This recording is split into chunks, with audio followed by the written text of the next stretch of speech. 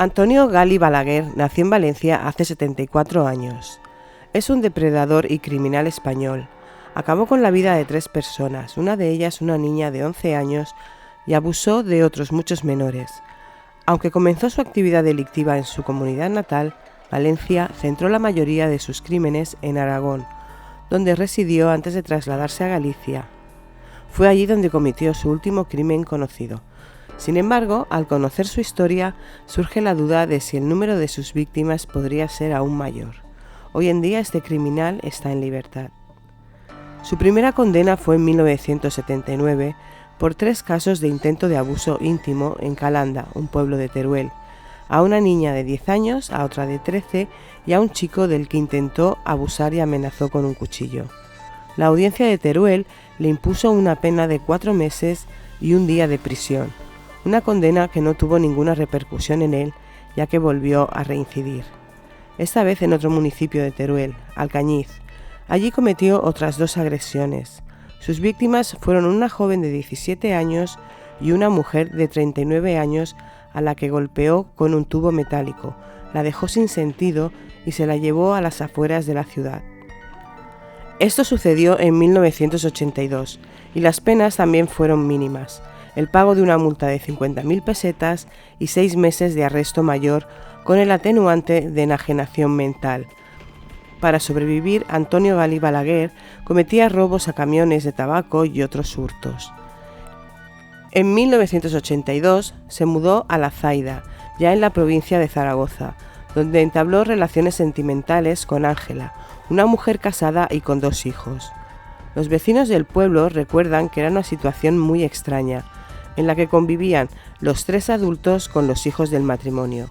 Pero esa situación no se prolongó mucho en el tiempo, ya que el marido, un pastor llamado José Luis, desapareció y las explicaciones que dieron a los vecinos es que el hombre decidió por su propia voluntad irse, lo que no extrañó demasiado, dada la insólita relación que se había dado en esa familia.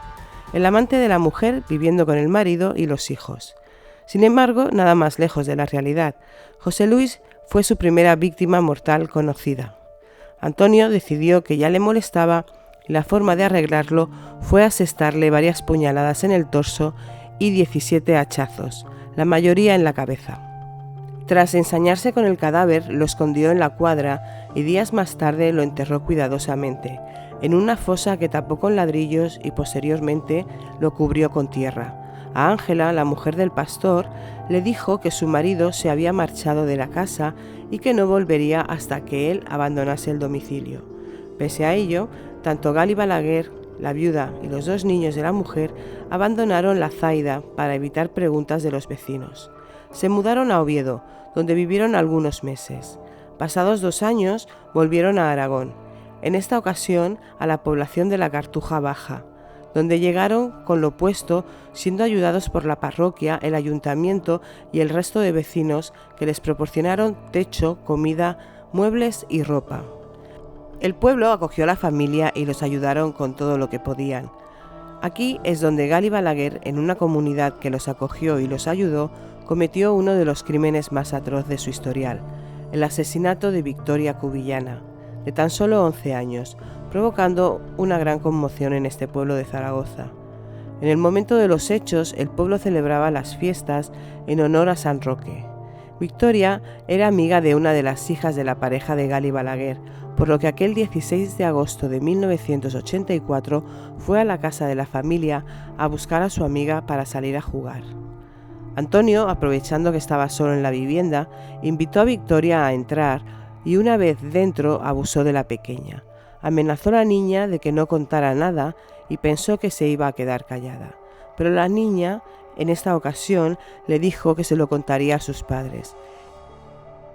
Y digo en esta ocasión, ya que no era la primera vez que Gali Balaguer se propasaba con la pequeña, tal y como declaró años más tarde el hermano mellizo de Victoria, que también sufrió abusos por parte de este depredador. Detalló que junto a su hermana, en una ocasión les obligó a hacerle una felación. Décadas después, muchos de los niños y niñas del pueblo de la Cartuja Baja, amigos de Victoria, hicieron público que ellos también sufrieron tocamientos por parte de Antonio Gali Balaguer. que les hacía creer que era parte de un juego y que no debían contárselo a nadie. Según la versión del criminal, intentó comprar el silencio de la niña, pero como no vio que la convenciera, entonces, y según se señala en la sentencia de la Audiencia de Zaragoza, la amordazó de manos y pies con una cinta aislante y la dejó en un granero al que volvió en varias ocasiones para disuadirla de que contara lo sucedido, y al no conseguirlo la llevó al cuarto de baño y en la bañera, llena de agua, la ahogó. A continuación cogió el cadáver de la pequeña, lo envolvió entre sus ropas y lo escondió en un cajón en un cuarto al lado de la leñera. Al día siguiente enterró el cuerpo en el suelo y lo sepultó con cemento por encima.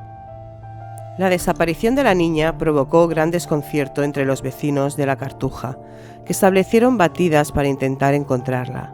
En estas búsquedas llegó incluso a participar Gali Balaguer, búsquedas que no dieron sus frutos, ni siquiera de una sola pista. Fue entonces cuando la Guardia Civil asumió la investigación. Un sargento analizó los últimos pasos de la niña, entrevistándose con todas las personas con las que estuvo, incluido Antonio Gali Balaguer. La conversación con él no dio resultados ni de siquiera una sospecha. No le sacó nada, pero de aquella casa volvió molesto por las pulgas. Más tarde, en una conversación con los padres de Victoria, cuando le vieron quejarse por las picaduras, estos, sin saberlo, le dieron la pista que les llevaría hasta el cuerpo de su hija y a arrestar a Antonio Gali Balaguer. Los padres le dijeron al sargento que su hija también se había quejado de las picaduras de pulgas. El agente empezó a tirar del hilo y acorraló a Gali Balaguer, hasta que confesó y descubrieron el cadáver. Inmediatamente fue detenido por acabar con la vida de Victoria. Cuando descubrieron el cuerpo de la niña, el autor de su muerte aseguró que no era su primera víctima mortal, que había otra en la Zaida, y así confesó haberle quitado la vida a José Luis, el marido de su pareja. Relató con pelos y señales dónde había enterrado al pastor. Arrestado por la muerte de la pequeña, fueron con él para hacer una reconstrucción del crimen del hombre y confirmaron que decía la verdad. Encontraron el cadáver de José Luis envuelto en cal y en una manta, dentro de un foso de arreglar coches que el criminal había tapado con ladrillos. Fue condenado a 64 años de prisión por estos crímenes y a una indemnización de 3 millones de pesetas, que nunca fue abonada a la familia, por declararse insolvente. Cumplió la condena solo de 16 años en el penal del Dueso en Santander, quedando en libertad en mayo de 2001. Gali Balaguer se trasladó a Ourense y deambuló entre Galicia y el norte de Portugal, hasta que fue detenido por tráfico de drogas y encarcelado hasta noviembre de 2005. Fue en Galicia donde cometería su próximo crimen y último hasta la fecha. Fue en la madrugada del 21 de noviembre de 2005, solo 20 días después de haber salido de la cárcel portuguesa. Acudió en su coche a la Alameda de Ourense y allí contactó con Aurora, con la que concertó un servicio íntimo por un precio de 70 euros. De allí fueron por una carretera cercana a la localidad de Maside y la asfixió. Después la dejó tirada en una cuneta y se marchó a un bar a tomar una copa y después a su casa. En el juicio señaló que la asfixió porque le había robado la cartera y para recuperarla la cogió del cuello y la abandonó en una cuneta pensando que reaccionaría más tarde. La detención de este criminal se produjo 3 meses después de aquel incidente, cuando Elena, una compañera de Aurora, denunció a la Guardia Civil que habían intentado matarla. Estuvo a punto de ser su 4ª víctima mortal. Los datos que aportó sobre el sospechoso y el turismo en el que viajaba fueron claves para dar con este depredador. Por este crimen fue condenado a 19 años de prisión, que confirmó el Tribunal Supremo. Los informes médicos lo describen como sádico, calculador, frío y consciente en todo momento de sus actos. Este es el perfil psicológico de Antonio Gali Balaguer. El pasado 21 de febrero de 2025, este criminal quedó en libertad, después de cumplir su última condena. Ahora tiene 74 años, ha pasado más de 40 años en prisión, pero este tipo de perfiles siguen siendo un peligro para la sociedad. Hasta aquí la historia de este infame ser. ¿Vosotros qué pensáis? Ya con la edad que tiene y el tiempo que ha pasado en prisión, ¿puede estar rehabilitado? Me encantará leeros. Si os gusta este contenido, os agradeceré que dejéis un like y os suscribáis al canal para más contenido sobre criminales, juicios y casos. Gracias y recordad que la realidad supera siempre la ficción.